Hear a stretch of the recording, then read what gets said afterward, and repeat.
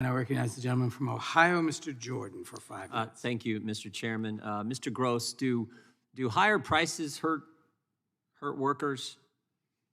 I noticed in your testimony you said you're married, 4 children. When the price of eggs, bread, milk, gas, when that goes up, does that hurt workers?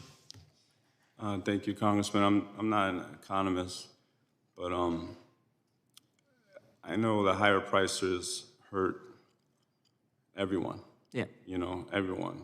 Union workers, non-union workers? Workers, consumers, you know, everyone. You got less purchasing power, so even if your wages go up, but in real terms, you got less purchasing power, that's gonna hurt. I mean, my dad was a union worker. I appreciate what you do. My dad worked 30 years for General Motors, International Union of Electrical Workers. My mom cleaned houses. When the price of goods and services goes up, it's tough on families. Isn't that true? I believe that it's tough on everyone, yes. How about higher taxes? Democrats are getting ready they're gonna try to pass a huge spending bill, $3.5 trillion. They're gonna have a bunch of tax increases in there. When your taxes go up, not to mention we got inflation at a 40-year high, so the price of everything you purchase as a family is going up. Now they're gonna raise your taxes. Is that gonna hurt families? Is that gonna hurt workers?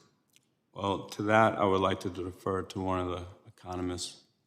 But I'm just asking in simple terms, if you have to give more of your hard-earned money to the government in the form of taxes, is that gonna be tough on families, especially when you couple with it the fact that we're now at a 40-year high inflation rate?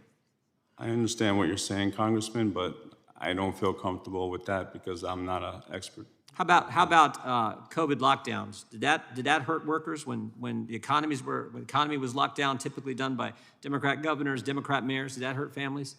Well, again, Congressman, I appreciate your question, but I'm not qualified to answer that. I think you're very qualified as someone who head of your union and working hard for your family. How about mandates? We got the state of New York, the chairman's home state. The governor announced last night that they're going to fire healthcare workers because they won't comply with the mandate. Same healthcare workers, by the way, who a year ago were heroes for all the hard work they've done over the last year. Do these kind of mandates, do you think those harm workers, Mr. Gross? I appreciate your confidence in me, Congressman, but I would have to get back to you with a response on that. I appreciate your answers, Mr. Gross. Ms. Wilson, let me switch subjects. Commissioner Wilson.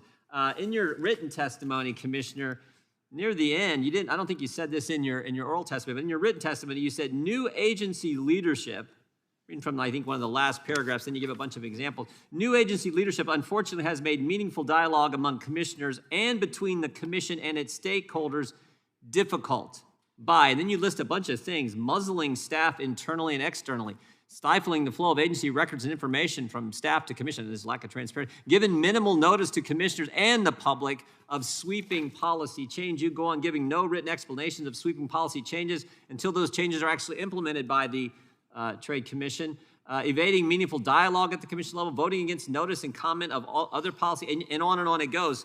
Tell me about this, if you would, Commissioner. What's going on at the FTC? Thank you, Congressman. I appreciate the opportunity to address this issue. I have served at the Federal Trade Commission on 3 different occasions. This is my 3rd stint at the FTC, and what has always made the Federal Trade Commission special and powerful is its long bipartisan tradition of collegiality, observing norms and traditions, carrying on a rich dialogue at the commission, but also with stakeholders.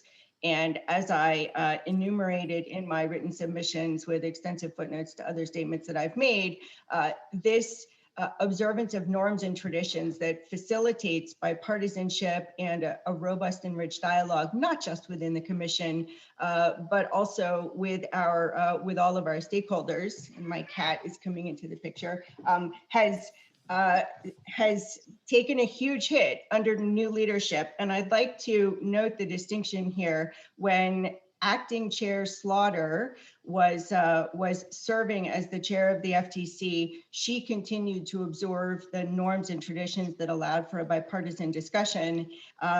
It is only with the arrival of Chair Khan that decades of tradition has been thrown out the window to the detriment of our decision making and consumers. So this is new.